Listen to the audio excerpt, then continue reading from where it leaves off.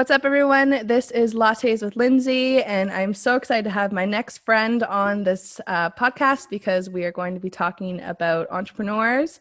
And Jason White is going to open up the tables of, educating us on his journey, and a pretty eventful one, let's say that. It's been amazing to watch him grow. And without further ado, how are you doing?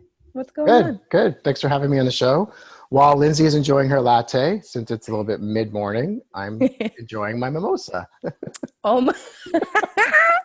How did I know you would have a mimosa on a Sunday? Heck yes. I freaking love it.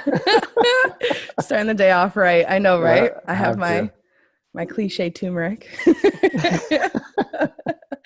Honestly. All right. So why don't you tell us about your, my God, 10 plus years of clinic and field practice. So let's dive into that. Tell me about it. Yeah, it's been quite a journey. Graduated Sheridan College 2008 with athletic therapy. Ontario College of Health Tech 2011 with the advanced standing program for massage therapy. Shortly after, did certification contemporary medical acupuncture through McMaster. And then I went through the Canadian Sport Massage Therapy Association for sport massage certification, which I think I became certified, I'm going to say 2015. Tough of my head. It's just a couple certifications, not, just a few. Just a few. A couple, letters after your name. Times like 5, but whatever. Oh, that's awesome. And, guys, like he has had an incredible journey because, not only has he been, the vice president for the CSMTA, which is the Canadian Sports Massage Therapy Association, he was able to travel to so many games. What has been your favorite games thus far, like out of your whole journey? Yeah, I don't know. That's a difficult question because I think with every games comes, I don't know the word I'm looking for. It's a different path or different route they've had for the year. But it definitely depends on the other staff and international sport team that you're with as well. Obviously, the Olympics is a highlight. Yes. But the smaller games, such as even FISU and Canada games, are just as delightful and rewarding as what the bigger games can be. What country did you go to for the Olympics? Which one was it?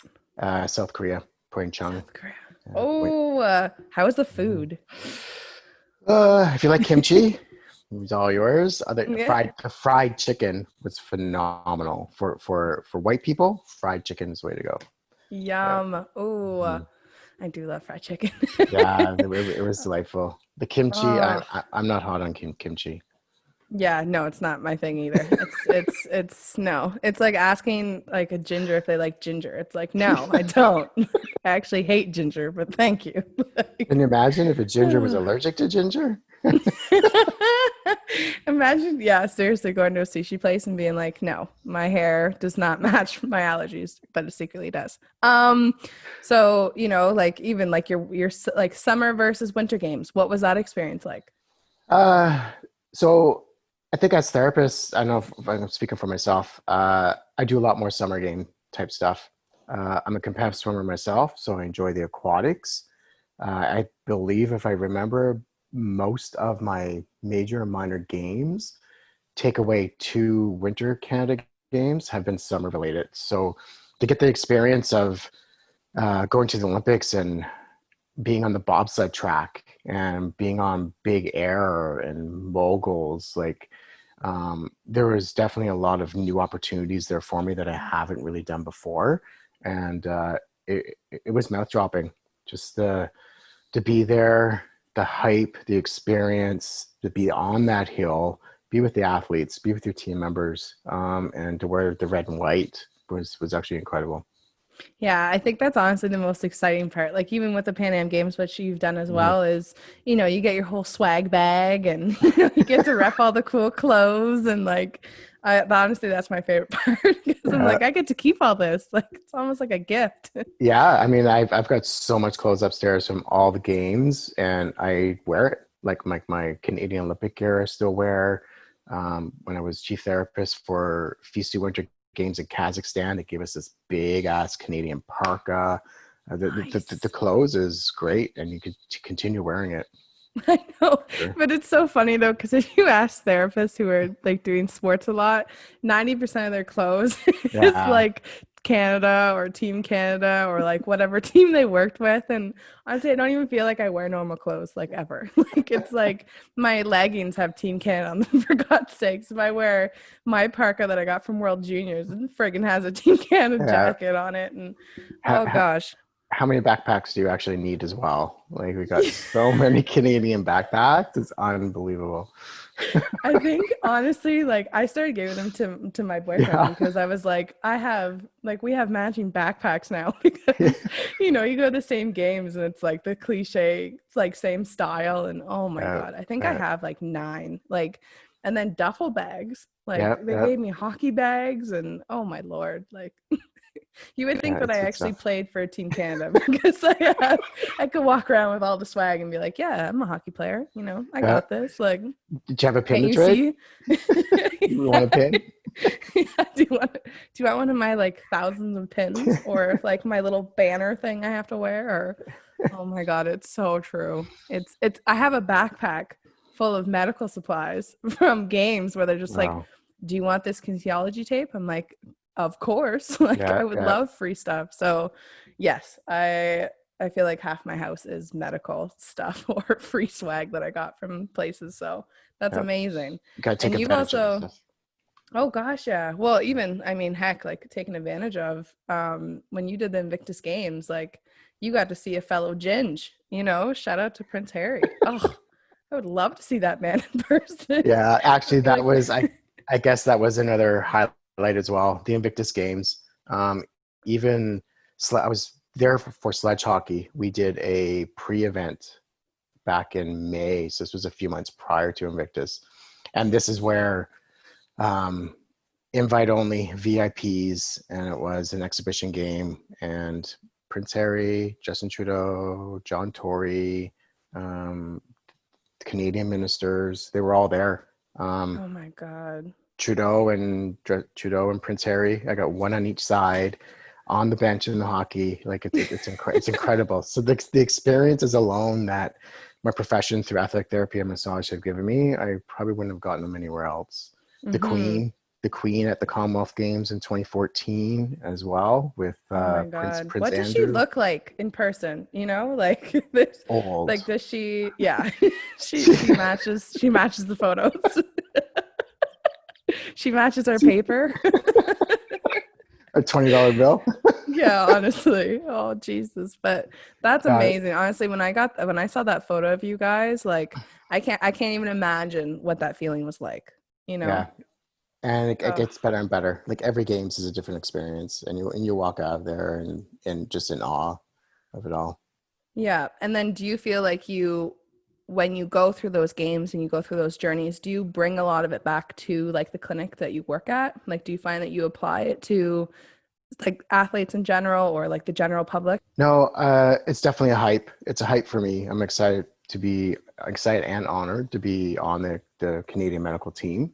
My patients are fully aware of where I'm going and what I'm doing, which I think is another drive that patients come in Mm-hmm. for. Even when I come back, the experience is still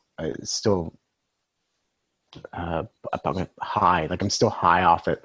That pre-games blues or the post-game blues that you get after from coming away from 3 to 4 weeks, isolated in your athlete village, isolated in your Mm-hmm. bubble, and everyone's a positive note. You're go, go, go all the time. You're taken care of, your meals, accommodations, long hours, long Mm-hmm. hours. But that being said, you're always around like people like yourself. Um, Coming back to work, you definitely do get into a little bit of a blues, slight depression Mm-hmm. from it. Um, but you're constantly talking about your experiences because your patients and your clientele are interested in your experiences because they don't get to experience that. It's Yeah. yeah, It's yeah, like an adrenaline rush, honestly, because I yeah, agree with you. Like long hours, sometimes you feel it, but sometimes you don't because you're just constantly going. Like every yeah, hour there's something to do or treat or go to a games or whatever. So yeah, I feel that for sure. yeah. It's And you definitely take advantage of it while you're there.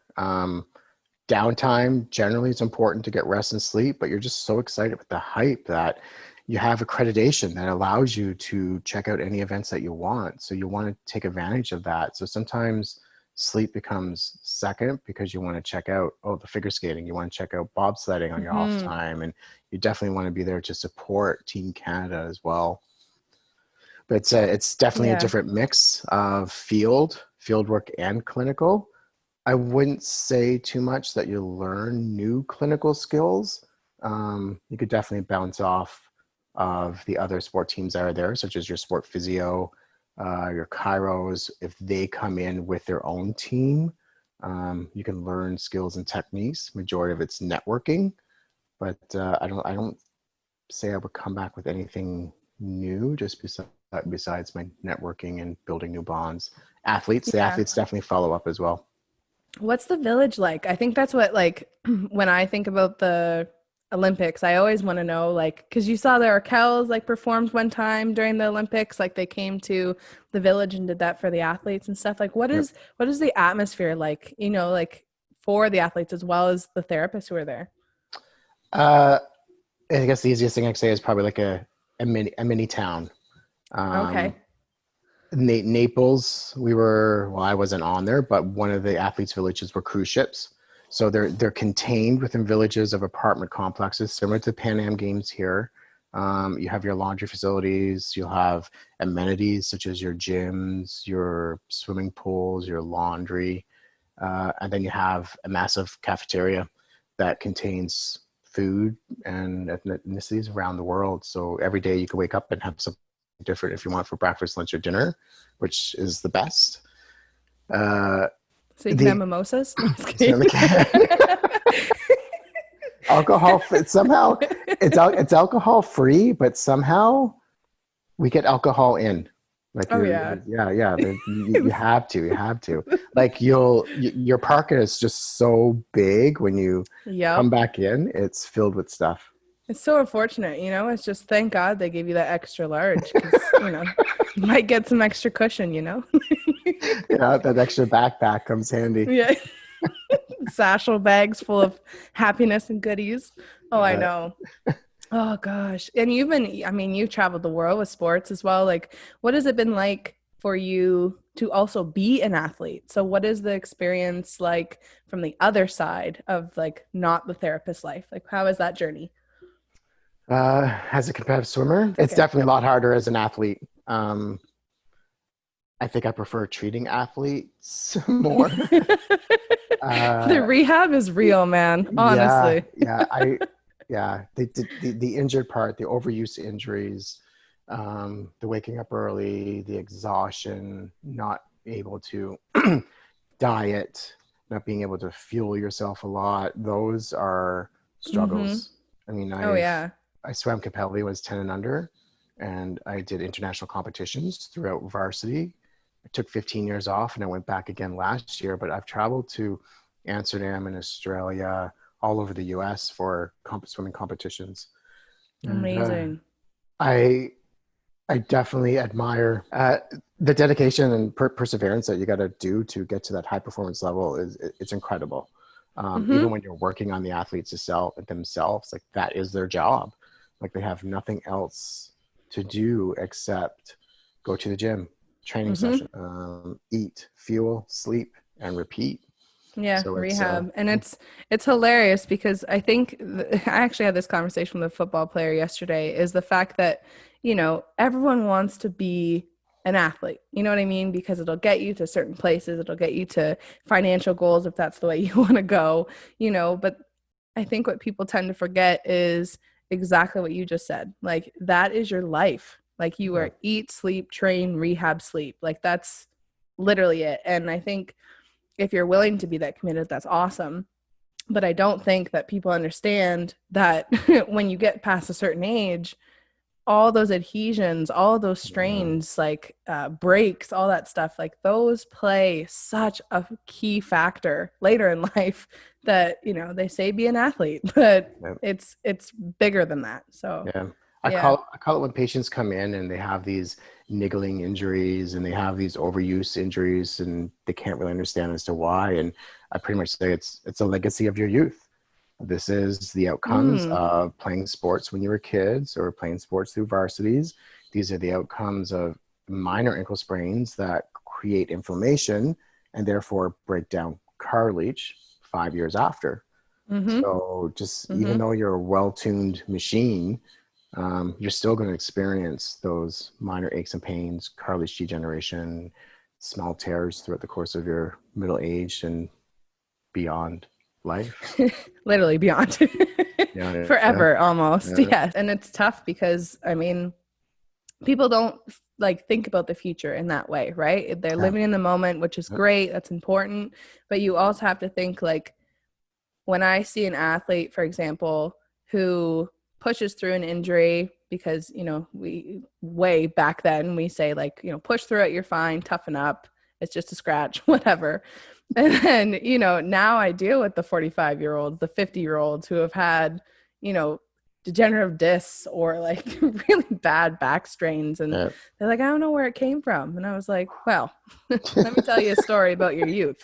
Like, you know what I mean? So it's, oh man, it's it's always, I always feel bad because I feel like I'm that terrible person that has to give them like the wake up call of like, you messed up But like somebody, a long time ago. somebody needs to do that. And to be honest, I Yeah. think with our profession, um, you can't fix everything. There are things Mm-hmm. that you cannot fix.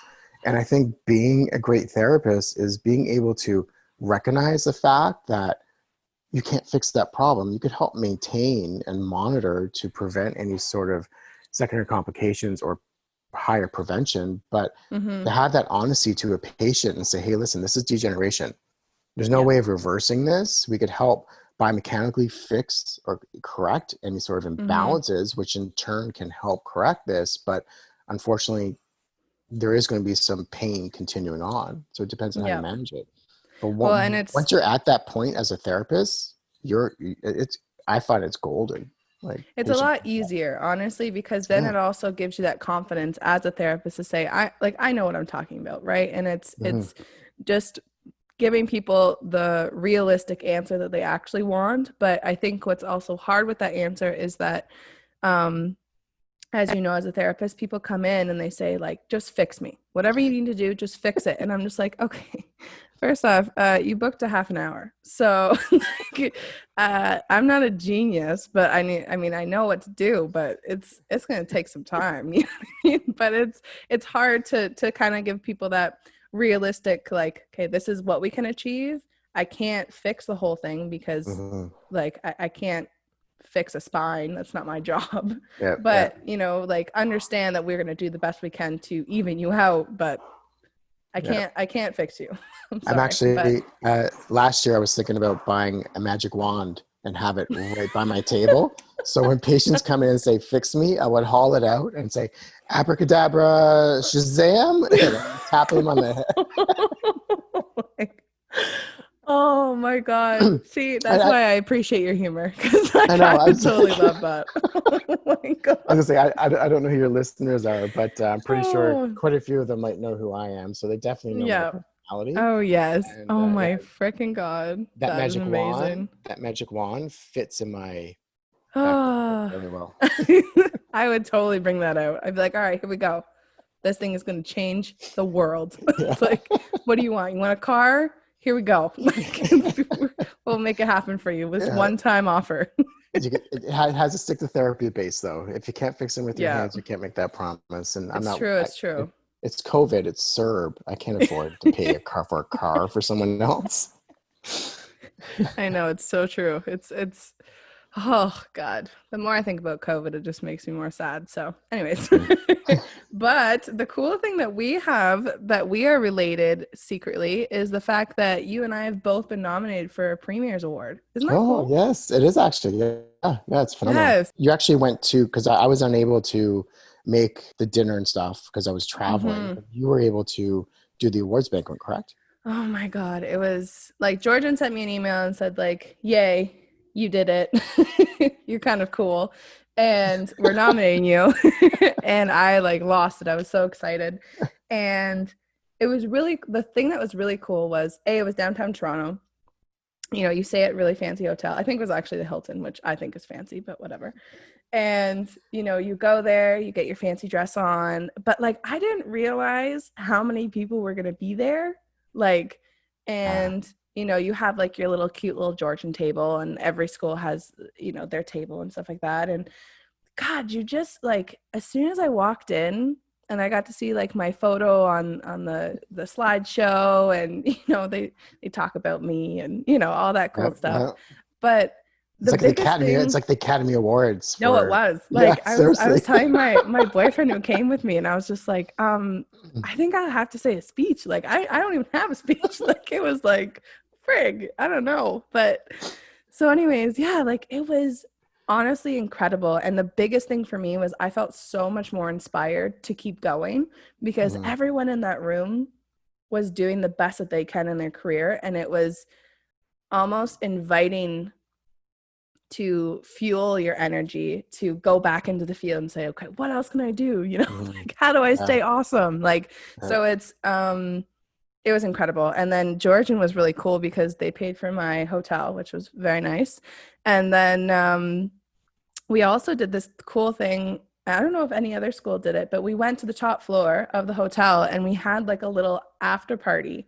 And Mhm. there was like appetizers and drinks, which was very great. And so we had a really cool like environment. And then I had to say a speech. And Wow. so I was like, I had to talk about my journey, and my incredible friend Sean McCracken works for Georgian, and he was there, and I had to thank him because he was one of the resident advisors who helped me like keep sane during college with all the craziness that we had to go Hmm. through for massage. And it was so wicked. Like it was a night that felt like a dream. Like you had to Yeah. be super formal, like everyone was in really formal outfits, and it was just cool. Like it honestly did feel like the Golden Globes or something, because there Yeah. was like Yeah. photo booths and wine and As therapists, I mean, generally, well, the Premier Awards is to recognize any sort of outstanding services to the social economic culture within Ontario.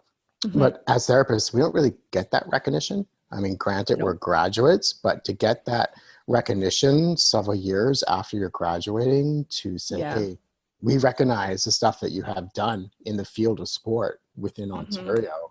And yeah, it was the same experience for myself. Like I was ecstatic. Oh Um, yeah. I and was and shocked. First yeah, shocked. Definitely like I didn't even yeah, know that that was a thing. Like I've I never didn't even either. heard of it. Like it was like what is the Premier's Awards? And then I uh, then I read the title and I was like, "Oh my God." yeah, Like yeah, that's so sweet, you know? yeah. Like I appreciate that they do that, because that's the thing. It's not that you or I or anyone in that whole room wants to be recognized, but we value and appreciate what we can give back Hmm. any way we can, whether it's Yeah, volunteering, working, or whatever. yeah, We're contributing back to the community, and I think that's so wicked. So yeah. yeah, And I don't. that was cool. I know with athletic therapy, I think because I did some research on it as well. I believe there was only one other person prior to myself that's been nominated in that health and science sector for Sheridan. Damn. So I don't know if you noticed, because it is a health and science sector. So Yeah. that includes like your nurses, anything that a college would Anything. offer, yeah, Yeah. massage therapy. Did you notice with Georgian if there was very many other massage I therapists don't think nominated? there what no, there's Yeah. never been a massage therapist, I don't think. That was really cool. The one I think that got nominated before me was a RN, a registered nurse, Yeah. Yeah. but I think that was it. And it was more so like I was um no, I think it was only the two of us, Yeah, it's because awesome. I don't know who it was this year, but I keep getting the emails and I keep like reading the alumni books. I'm like, yay, another one. But yeah, I'm happy I got nominated when I did, because God, like it just, I wish you went to that dinner, man. I You would have know, I loved it. know, I know. I Ah, would where have. were you? Were you working? Yeah, I was in Dubai with rugby sevens, and yeah, it Oh, was it was it was a Dubai. tough Dubai. No, I don't know if it's on my bucket list, but I'm curious to see what that massive building looks like. That's all. I just want to walk up to it and really The look at Verge, it. the Yeah. Verge. Yeah, it's Yeah. like a one great big giant needle. Yeah, it's Yeah. yeah. What was it like there? Was it a cool environment? Dubai itself. So I've been 3 times with Rugby Sevens. Uh, Okay, maybe the first time. What was the first time like? uh, a little bit of an awe. It's a Vegas of the Middle East, if you want to call it that. Definitely some Mm, segregation. I think the first time I went was about 10 years ago, I believe. So there was some differences between males and females, and going on a subway and traveling and walking with certain amount of clothes. The food mm, was phenomenal. They definitely have a large expat community as well. Um, the Rugby Sevens tournament aside is we're within our own little bubble. So mm-hmm. it's a little bit different. We don't really get to experience the true Dubai. The weather was phenomenal. Um, Okay, so one of my big questions for you actually is the fact that when you go to these games, do you feel like you blend your athletic therapy with your massage with all your treatment? this is a very difficult question because there's so many avenues that you can go down, and you have to be careful in terms of what hat you're actually wearing. Mm-hmm. So this might be a longer answer than what you're expecting, but through the certification process or the application process that you go through, whether it's athletic therapy or sport massage, um, I'm going to be selected as core medical for athletic therapy or core medical for massage therapist. So the roles are completely different. Mm, It kind of does depend on who the chief therapist is, what the expectation is when you arrive, and who else is on that core medical team as well. So I will use the Olympics. The Olympics, I was brought on as core medical for sport massage. Very small team because it's winter. So they utilize the full potential of my skill set. So I had mm, clinical hours for massage, performing massage. However, because I have that skill set, even their sport therapist teams would come in and say, listen, this is kind of the issue. These are the things we're looking for. So even though it's massage treatment, it blends because we do mm-hmm. mobilize, we do spine mobilizations, we do fascial stretch, we do core activation, regardless if it's massage or AT. But there is a little bit of a fine line. Um, I had the opportunity, even though I was a massage therapist, as a sport massage therapist, we have access to field. I found myself doing some field work experience as well. So Mm-hmm. even though you're selected as an AT or sport massage, you have these additional skill sets like K-tape, like acupuncture, like fascial stretch that you kind of use as well. And that's kind of like the thing that I always love to ask people because I think there's a time and a place for certain treatments, but if you do have the skill set Mm-hmm. to do both, it's hard because, separating the two is not easy because naturally you do them within your clinic of Exactly. blending and all that kind of stuff. So I love that question because Yeah. it's tough because if you are hired as, say, a sport massage therapist, um, that's what they hired you for. And then it's hard to then try and like separate the two if you're like, Mm-hmm. okay, well, I can, loosen this up with certain like mobilizations, but then I can also like K-tape it and stabilize it in a certain way, like Yeah. not with K-tape, but with athletic tape, for example, and do something with AT as well. So it's yeah, Yep. I can't imagine how frustrating that could be because It's people well, always want you to stay in your role, right? yeah, it's setting expectations to ensure that you stay ethically. You just announce both professions or whatever designations you have. Mm-hmm. And the primary thing is patients come in and say, fix me. And I'm like, here's my magic wand. Yep, here it comes. But yeah, once patients just start saying that, you can say, okay, listen, this is what I have. This is what we can do. Or if you prefer this, we could do this. And I Mm-hmm. find that that's the best combination of any sort of dual designation that people have. There's no way of separating them. Mm-hmm. It's just lining out the options that you have to be able to treat them. Yeah, that's true. So let's rewind to when you first started as a therapist in general. Like when you had all your certifications, you started at a clinic. What was that like for you at the beginning? Like what made you decide that sports was the avenue you wanted to go with besides your history with swimming? But what made you choose to even just work at a clinic? Like why did you choose that initially as a therapist? Through athletic therapy, we have to do 1,200 hours, and those hours are field work hours. Okay. So it's part of the program. So we're kind of, I don't want to use the word force, but within the program, we have to accumulate field hours. Mm-hmm. So sport is part of athletic therapy, whether you like it or not. It Um, so is. Yes. yeah, yeah. And it's the same thing with sport massage. I mean, sport massage is a little different because you go to school as an RMT first, then you decide to do sport, therefore collecting hours. But Mm-hmm. for AT is, no, you have to do it. But that being said, there are people that graduate from the program that go and work professionally with NHL or NFL. There's Mm-hmm. some people that go clinically, and there's other people that go on and do their masters. Uh, I want the combination of both. I enjoy Yeah. working in the field. I enjoy working in the clinic. I enjoy having the freedom away from the clinic, working on the field. Completely two different things. You have your Mm-hmm. sedentary overuse injuries in your clinic, and then you have this completely environment of weather conditions, working with pods of athletes that are around, strength and conditioning, high performance sport, like acute injuries, like you're on your toes. It's emergency first aid, but you're on your toes. And that's what I like about the field stuff, the connections Mm-hmm. you make with people and the athletes. The clinic is a little bit more passive type stuff. Like it's, you can make connections, but I don't find them real life connections. They're just kind of a grain of salt and conversations in the past, small talk. Yep. Yep. It's true. So how Mm-hmm. do you come back from the field and like I find sometimes when I went to Israel for a month and then I came back and tried to do like treatments with like sheets and like pillows and all these things. I'm like, God, I never had like any of these things when I was there. And like people were in shorts and maybe not even shorts, whatever it Yeah, was. exactly. And, you go back and you're working in your clinic and you're trying to go back to whatever the norm is. And like, how do you find that transition? Because I find it super tricky sometimes. So this is a really good question, Lindsay, because I wish more massage therapists who kind of work in the field or have those extra designations, such as sport massage therapists.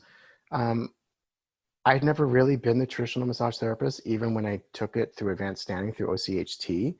I think Mm-hmm. if you will find a lot of dual RMTs that have ATs, Arkin, or even PT or Chiro. Um, 80% of my patients are on top of the table clothes or like some sort of shorts or sports bra. Mm-hmm. 20% of my population comes in looking for relaxation type stuff. And that's tedious shit that I don't want to deal with, but it pays the bills. It's true. It But does pay the bills. yeah, it's setting the expectations. It's kind of like what we discussed before is a patient comes in and says, fix me. And I'm Mm-hmm. thinking, okay, so we have you as massage therapy within the appointment. Our scope of practice mixes. So I lay out expectations. I'm like, okay, is it just your neck or is it your whole back? If it's just your neck, this is what I can do. But Mm-hmm. otherwise, if you're looking for in between the sheets and you want this spa and the music, I could give it to you. And their next question is, what's effective? And I'm like, It's a great question. okay. So they ultimately make the decision. Um, but massage doesn't have to be between the sheets. You can be more effective or Mm-hmm. highly effective. And I think if you lay out those indications with the patient prior to your appointment or when they come in, you will be ultimately surprised how many of them choose trigger points or they choose fascial work Mm-hmm. over in between the sheets. So and I think it Yeah. depends. I think it depends on your style. As a sport therapist, I use more movements. I use more pin and stretch. I use more trigger points. I don't use general Swedish massage techniques per se. Mm-hmm. So you need to find what fits for you. Yeah, I think everyone really does truly have a style. I agree with you. Mhm. And I think the greatest thing about that is that if you go to a therapist and that's not the one that you like, heck, you can just go to another one, which is Exactly. amazing. Yep. Yep. But I agree. I've definitely I've had conversations with my clients about those things because I'm like you. I like the pin and stretch. Like I like to get really deep into those trigger Yep. points, like do fascial planes. I also do like neurostim, all those types of things to kind of trigger different areas that aren't really Mhm. triggered. And 99% of the time, clients are like, that was amazing. Like I've Yeah. never had that type of like therapy before and it worked. Yep. So Yep. you have to be confident within your field to say like, I know how to do this and this is what will benefit you the most, versus saying, well, maybe we'll try some wellness techniques and then we'll try some stripping and like, there's nothing wrong with that. But like, when you are confident and you know what will work and you'll have to get in there and you communicate that, I agree. You can get a lot more done in one 30-minute or 45 or an hour treatment versus them coming in, 3 days a week to try and get anything done. Right. Yeah. So yeah, I agree. I think the biggest part is being able to guarantee results as well.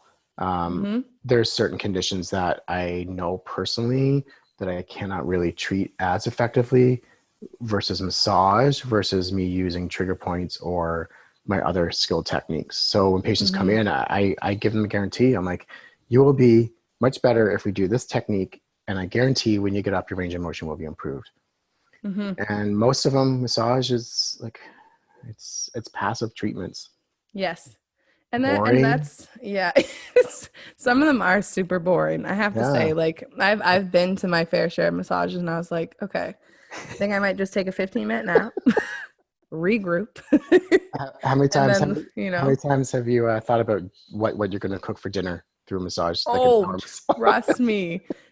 Or anywhere you could go away for a weekend and say, it's Friday night. What am I going to have for dinner on Friday night? Yeah. Oh yeah. When I'm doing C-spine and I'm like trying to knock someone out because they want relaxation, I'm like, all right, we're going to do some cranial stuff. But do I have like brown sugar for those cookies tonight? Do I have like, literally, I'm the same. Like, and it's so funny because like, clients ask, they're like, where's your head at sometimes, like during treatment? Like, do you think like of this? And I'm like, sometimes, but like most of the time I'm thinking about other things. Like, I'm just thinking about releasing this trigger point. And then I'm thinking, steak might be good for dinner tonight. Yeah, exactly. It's like, it's gone. So anyways, it's so true. But honestly, like the greatest thing is I have clients always laugh at me because I treat with my eyes closed. And because I just like to visualize the muscle. I don't like to stare at the person and just do whatever. But I had a client who was face up and they opened their eyes. They're like, hey, Linz, like, are you awake? I was like, yes, I am fully awake and I am literally treating you right now. Like I can't treat sleep. That would actually be very impressive. But like, so I have to ask, you have never treated sleep? I have. No. Oh, I have. I don't think I have. I don't know. Caught. Maybe. I think no. I don't think so. No. So I have a few in the past. I'm going to admit to it, but I mean, if you travel a fair bit, I remember one particular time came back from Dubai and there's like I think it's a 9-10 hour time change. Had a day off and I went back to work. I physically fell asleep on a patient doing head, neck, shoulders. My head bobbed and I think I clicked the top of her head with my head as I fell asleep. And she comes and goes, Jason goes, you did not seriously just fall asleep on me, did you? No way. Okay, well maybe the head. You know what? That makes sense though, because I think I have bobbed. So I guess sure. Yeah. Then I've probably knocked out. Yeah. The head bobs or the actual physical body shakes where you're just you close your eyes. Okay, I definitely have then. And you jolt. No way. I was so dumb though, because that's so true. Because I did that and they were like, whoa, like this was the client. They were like, did you just release a trigger point? I was like, it was amazing. It changed my world. Like I was dying. It was, and it's funny, man. Trust me. Yeah. So maybe I have unintentionally fell asleep, but man, sometimes when you start listening to the waves and they got you locked into this music and they just want you to like decrease their stress. I'm like, okay, girl, like I got you, but like, trust me, I'm going to be relaxed as well. Yeah. It's a full energy. And I don't think patients really expect that it's a flow of the energy. Because there's times where I'll go into the appointment, I'm gung-ho and I've got so much energy. But as soon as my patient falls asleep, I'm like, oh God, now I'm groggy. My energy's down. I'm like, oh yeah, you little effer, you just fell asleep on me. How dare you? And then I go deeper. Yeah. But it doesn't even matter because they're out. Yeah, I've had snoring. Oh my God. Kayla, let me ask you this. For the viewers who are super curious, have you had a farter? Oh my God. Yes. So I've had multiple, but this one particular, I posted it on Facebook. I did not release any particular information. It wasn't even the day of the incident. It was Yep. just one that I had to. And I swear to God, I think she shit herself. Oh my Like it was Lindsay. It's the worst to date. And it was like little tiny like air bubbles that came God. Oh, out. stop. Oh no. And Don't scare me, man. I have white sheets. yeah, like you're in a locked room and it was unbelievable. Nothing could get rid of this stench. And then 20 Oh minutes no. later, another one came out. And again, it was just like little tiny bubbles. And honestly, I could tell she was embarrassed because she put her head up. She did 2 quick inhales and she kind of put her head down. She's like, how much time is left? I'm like, oh, there's about 8 minutes left. She goes, okay, I think we're finished. I think we can finish right now. So I'm like, okay, are you sure? She's like, yeah. We're actually done. And I kind of knew she was a little embarrassed by it, but Oh, yeah, I've never I been as don't blame her, but yeah, sometimes like it naturally happens. I tell my yeah, my clients who've experienced that, I tell them all the time, I'm like, hey, I'm releasing things yeah, that probably have been building up that one. But yeah. the ones that I was talking about was like I've had sleepers who fart sleep. Oh my God. And like like I had this one person who farted so hard they Woke her actually up. woke themselves up. Oh, that's And it was bad. really something. It was, but no, like the problem is I'm fine with releases, but if I'm on your low back I know. Yeah, and near your I'm there, ass. Yeah, like trust me, I don't yeah, want that. Like, yeah. but it does happen, but it always makes me laugh when I hear it from other therapists because I Yeah. know I'm not the only one. So It's a little bit better now with COVID wearing the mask, but for some reason the air particles are so small that they still come through the mask. So that's even worse because now you got the combination of the fart plus your breath. It's not good. especially coffee breath plus that, Lord have mercy. Oh my God. And that's the worst sometimes. Like if you've had like a spicy meal and I'm like, please Uh, God, like let's just get uh, through this. yeah, some It's true. tzatziki sauce. Oh yes. Oh, I love tzatziki sauce. Oh, maybe I'll go buy that. My imaginary meat. Close my eyes and I'll make it taste better. Just don't fall asleep. Oh, I should. Oh my God. This has been great. Oh, that's awesome. Well, is there anything that you can think that an entrepreneur needs to know in regards to how to excel as an individual for therapy? Is there anything you can think of to Uh, motivate the people to keep going as an entrepreneur? I don't know, I mentor quite a few therapists coming up. Um, I do have quite a few that kind of are enlightened by my path and often wonder how I got there. And they say how I often wonder how I've done it so fast. Um, I find with this new generation coming up, they're not willing to put the work in. It's a little bit more difficult. They want that magic touch of being able to go from 0 to 80%. The magic wand. I thought you Yeah, had that. exactly. I know. So I think it's something new for them to understand that like I don't have a horseshoe up my ass. Like it's just Mhm, it's not being at the right place at the right time. It's networking with the right people. It's having the proper skill sets. Once your foot's mhm, in the door, your foot's in the door, and you're fully aware of that by doing those small little sport events and working with Raj and networking with Mark. Like I mean, all those mhm, people are really important. Um, Setting expectations prior to patients coming in, knowing what they want, being able to kind of, I hate to use the word guarantee results because we can't really guarantee results, but they at least see the results that are mhm. happening. And Progression, anything. Yeah. progression, yeah, Yeah. yeah. And athletes and clients are very welcoming to that. And your word of mouth Yeah. referral. I couldn't say that. I couldn't say it better. Honestly, I tell all the students that I have conversations with too, I say, I don't have a magical answer. Like my Yeah. journey just worked out because I worked my arse off. I Mm-hmm. built connections. I had wonderful conversations with people who are also mentors. I've Yeah.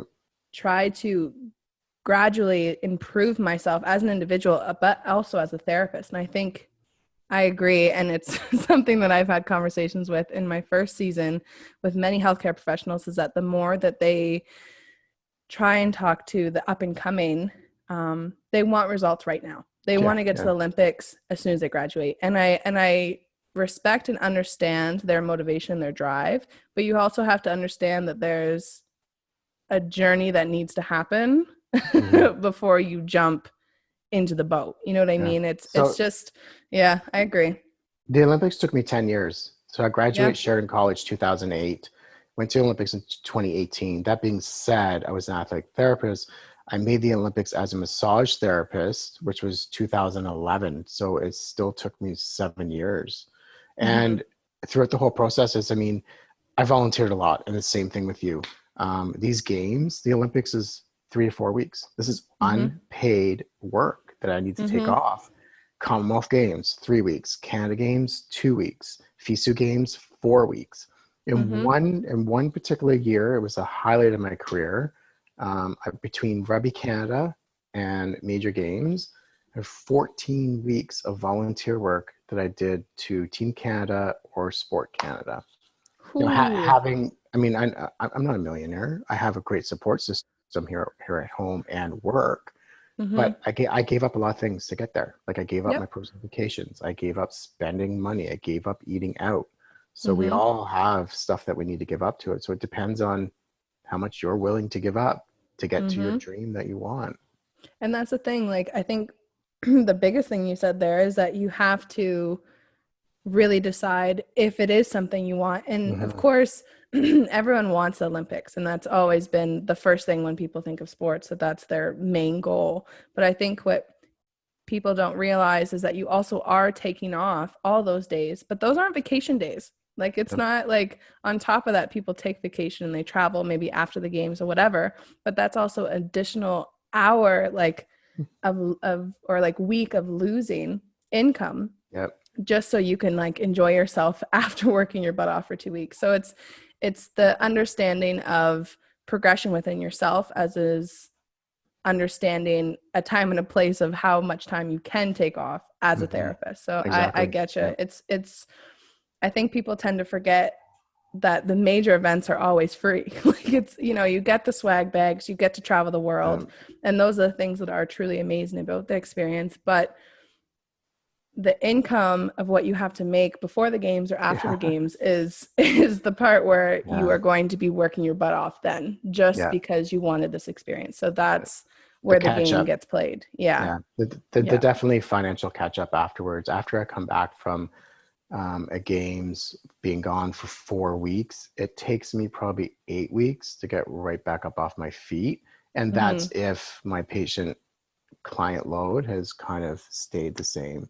Yeah, So it's, comfortably, right? yeah, Yeah, yeah, that's the biggest. yeah. And it really depends on the season because all of these games are on at different times of the years. Like Hmm. summer, sometimes, most of the time, we're doing games, right? We're Yeah, doing yeah, any type of sports or field events. So we're already taking time off. And then summer, for some therapists, are also very slow because, everyone's going traveling or the cottage yeah, or whatever. And then you go into the winter stuff and people yeah, playing sports every weekend. So it's very restrictive of when you can really make that income back. So yeah. yes, And it's and commitment is it's there. and it's a catch 22 because in order to get these larger events such as FISU Canada Games or even being a team therapist, you still need to volunteer for free. Like, I Mm-hmm. mean, you still need to collect those hours. You still need to make a presence. You still need to have to gain that experience and maintain those skill sets. Yep. So Yep. I'm 2008. I'm what 20, 12 years post, and I'm still doing volunteer stuff in Mm-hmm. my field and still volunteering to the community. And this people that come up, they're like, "You're still volunteering?" I'm like, "Of course I am. That's part of the Yep. process. You cannot get to Mm-hmm. where you are without volunteering or giving back." But that speaks volumes about you as an individual too, that you're still willing to grow as a therapist, Hmm. as well as commit yourself to volunteering for games, which is Yeah, which is amazing. Yeah. yeah, And look where you are today. Heck. yeah. Jesus. The world traveler and scuba diver. I Ah, side note, I flip and look at that photo that you posted like way too long ago where you were with a whale shark and you yeah, were diving and I was just like, when does he have time to do all these trips to Florida and all these things? I was like, because you have such an incredible story, and I truly, truly value you coming on here and telling it because, you are so inspiring with how far you've come as an individual as well as a therapist that I've got to know you with, and I'm very grateful to know you. Thank you so No, much. it's same here, Linz, as well. I've done quite a few events with you, and yeah, the same. Yes. You've Well, I been have to, seeing the growth. as a nerd, yes. You've watched me grow as a nerd. Yes, it's so true. I love my nerdy side, but yes, I hope we do more again, because we worked the CSMTA together, and that was quite a journey in itself. And Hmm. who knows, after this whole COVID thing lifts up, I hope, and we get back to doing normal sports, I hope that we do connect. That would be dope. Yeah, Maccabi, maybe Maccabi. Definitely like to, Yes. yeah. The Come out. summer, Oh, it's the summer. Ontario's hosting the Summer Canada Games. really? Yeah, Niagara. I think you Ooh. knew that. Niagara 2021. I did not know that. Okay, I'll reach out to you when the application forms come out, and yeah. Oh my gosh, that would be amazing. Yeah, because I think, and then the big Maccabia games, that's in July. Is that around the same time then? I think it might be. Yeah, I It don't know might the be. exact dates. Yeah, Yeah, because I think that's what, 3 weeks or 4 weeks. So that's the big yeah. games too. But yes, But let's you, definitely connect. but you also pay for that too, though, don't you? Don't you So have to? Do you have to we pay in an honorarium per se? we have to donate towards Yeah, the association, I think they would be called, yeah. or organization, I guess they would be called. Yeah, so you pay a certain amount, but that pays for all your hospitality and Hmm. your food and all that kind of stuff. But yeah, what's cool about that one though, I have to say, is that they do on like the Sabbath Saturdays, like we go on trips, like we explore throughout the games because they're younger, right? They're the youth. Hmm. So we get to go to like the Dead Sea, the Masada, like all these really cool things. So it's quite a journey, like regardless of how much I am donating, which I can write off, which is great. It's an incredible thing to see, let me Yeah, tell you. yeah, yeah. Not Dubai, but it's Yeah. No, close. it's on the list for me as well. I'd definitely like to experience the games at least once. Yeah, that would be amazing. Well, And let's it connect. We can make it yeah, happen. and the destination is always the bonus. Oh, oh my. Well, Tel Aviv is like Miami. Like it's Yeah. literally it's a massive strip of just beach, and they actually don't start night clubbing till like 3 a.m., Oh which wow. is so realistic. It's just that's just when I start too. That's pretty much when I'm in bed, but whatever. It's a good time. It's a good environment. All right. Well, thank you so much for coming on the podcast. I appreciate you. I hope you have a great day. And yes, I really hope to see you soon. Yeah, you too, Linz. Thanks for having me.